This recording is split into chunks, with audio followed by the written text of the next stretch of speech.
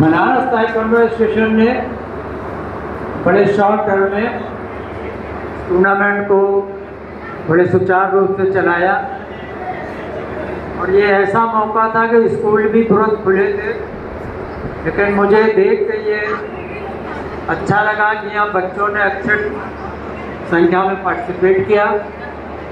Banaras association ने इंतजाम ठीक किया, आप लोगों को खेलने का मौका दिया। मैं उसके लिए उनका हार्दिक धन्यवाद करता हूँ।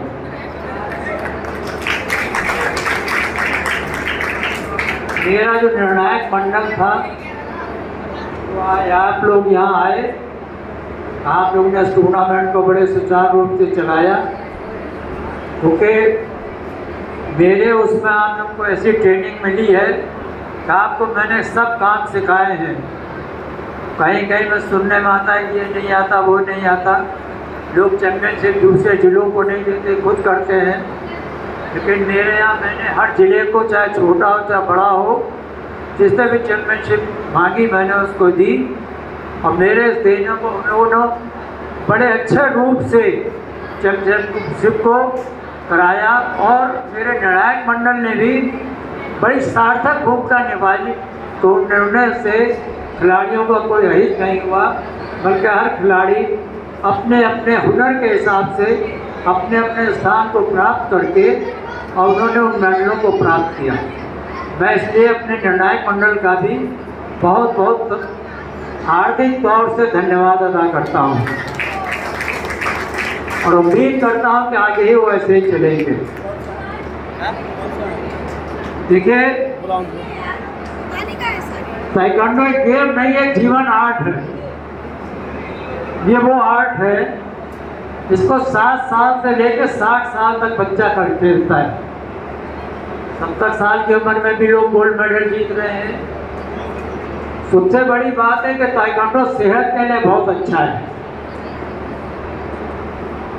तो पेरेंट्स जो भी आए हैं और अपने बच्चों को जो उत्साहित करते हैं, वो उनका बहुत एक अच्छा रोल है। हम लोगों ने जब सीखा था तो हमारे पेरेंट्स देखने देते ही नहीं थे। वो समय ऐसा था कि काम करो भाई, काम करो। लेकिन आज का जो पेरेंट्स है वो अपने बच्चों को स्पोर्ट्स सिखा रहा है। आज मुझे मालूम हुआ एक 7 साल का बच्चा जो गूंगा बहरा है वो चैम्पियनशिप में आया और गोल्ड मेडल के जीत के गया। मैंने उनको पेरेंट्स को कहा है आप उनको तैयार कीजिए, पैरा का भविष्य बहुत अच्छा है। तो कॉम्पिटिशन कम है, इंटरनेशनल तक हिंदुस्तान का खिलाड़ी जा रहा है। और जितने भी रेफरी और कोच हैं, मैं सबको ये कहना चाहता हूँ कि आप लोग एकजुट रहिए, खाइए कमाइए, किसी के बरगलाने में मत आइए। मैंने जो रूपरेखा बनाई है आप लोगों के लिए, आप अपने में अपने कोच की इज्जत करें, अपने ऑफिसर की इज्जत करें और बच्चों को अच्छी से अच्छी ट्रेनिंग दें। खास तौर से आजकल खेलों में देखा जा रहा है कि लोग चरित्रहीन होते जा रहे हैं। मेरे गेम में चरित्रहीनता नहीं आनी चाहिए।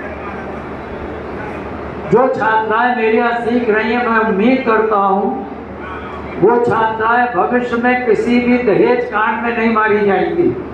उनमें इतना आत्मबल होगा, वो अपनी सुरक्षा खुद करेंगी, अपने पतियों की और अपने परिवार की सुरक्षा करेंगी, जिससे कि हमारा देश इसके लिए न रहे कि भाई हमें किसी की सुरक्षा के लिए बाहर जाना है। आज आप देश में देख रहे हैं कितनी राजनीति है, हिंदू है, मुसलमान है, सिख है, पारसी है, लेकिन मेरा ये ऐसा गेम है जिसमें कोई जात पात नहीं है। सिर्फ एक जात है खिलाड़ी की, कोच की और खिलाड़ी की। एक जात के अलावा मेरा कोई जात नहीं है। आज खिलाड़ी एक गिलास में पानी पीता है, दूसरा खिलाड़ी उसी में आकर पानी पीता है। वो ये नहीं देखता कि ये किस जात का है, किसका नहीं है। हमें अपने गेम में, अपने समाज से ये जो कुप्रथा है इसको खत्म करना है। जो हमारे नेता बांटने में लगे हैं, हमारे यहाँ सब खिलाड़ी हैं, कोई पंडित नहीं, कोई ठाकुर नहीं, कोई पंड्या नहीं, कोई यादव नहीं, कोई कुछ नहीं, सिर्फ एक जात खिलाड़ी और कोच।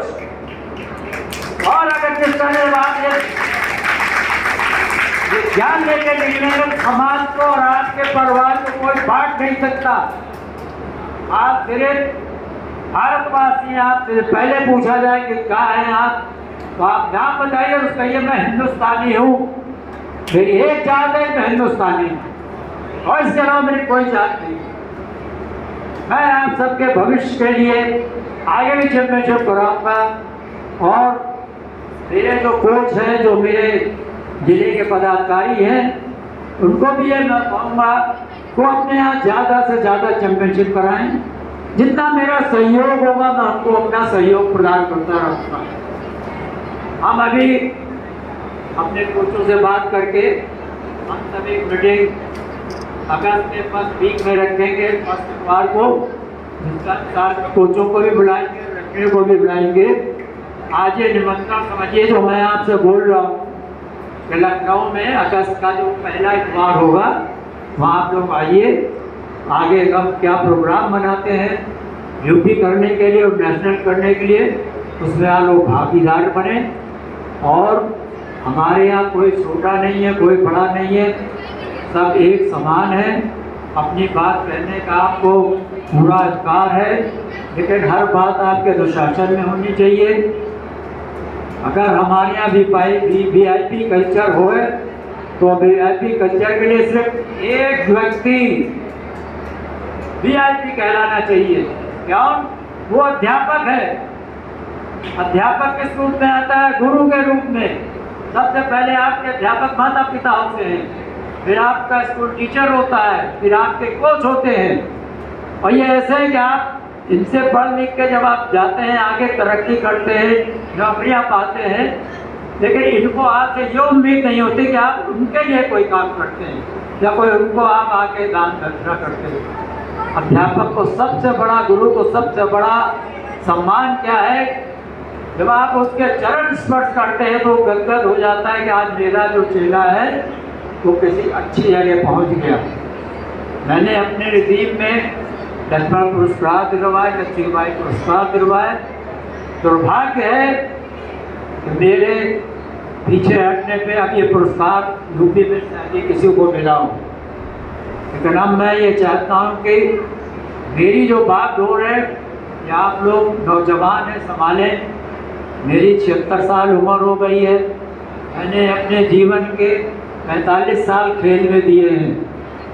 आज मैं बिल्कुल चुस्त दुरुस्त इसलिए हूँ कि मैंने खेल को अपनाया है, नशे को नहीं अपनाया। मेरे बच्चों, एक बात ख्याल रखना, नशा मत करना। नशा आपके शरीर को बिगाड़ देता है और जो नशे में गया समझो बर्बाद हो गया। पंजाब कभी खेलों में सबसे आगे था, आज हरियाणा आगे है। पंजाब नशे में डूबा है। आज पंजाब का हर अधिकारी कह रहा हम नशा मुक्त करेंगे, नशा मुक्त करेंगे। मेरे बच्चों,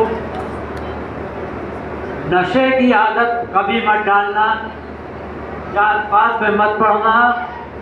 अपने परिवार को तरक्की पे ले जाओ, अपने गांव को ले जाओ, अपने जिले को ले जाओ, अपने समाज को ले जाओ, अपने देश को तरक्की पे रास्ते पे चलाओ। इसी के साथ मैं आपके भविष्य की कामना करता हूँ कि आप लोग अपने भविष्य में कामयाब हो। धन्यवाद। वंदे मातरम। जय भारत। बोलिए जय हिंद। जय हिंद। धन्यवाद।